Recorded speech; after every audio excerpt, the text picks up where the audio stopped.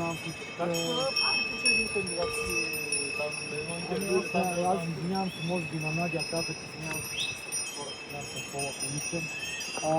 Аз просто един ден си дигнах си телефона и казах, искам да работя. Аз се обадих си, той там не знам как става. Просто не се знаеш от преди. Не, аз нямам хора, аз не съм човек, на никой обадих просто не знам.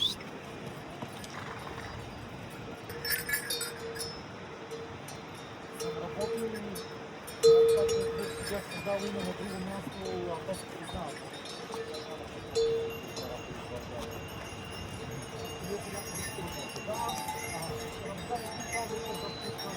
Аз не работя в паралелно.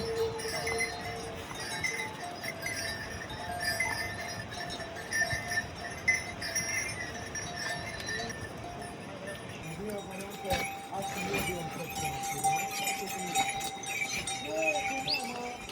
нямам толкова не съм и назначен в момента, всичките ми хонорари минават през хората с фирми, защото всеки ме познат с фирми. Да. Другия ми вариант е, мога да се...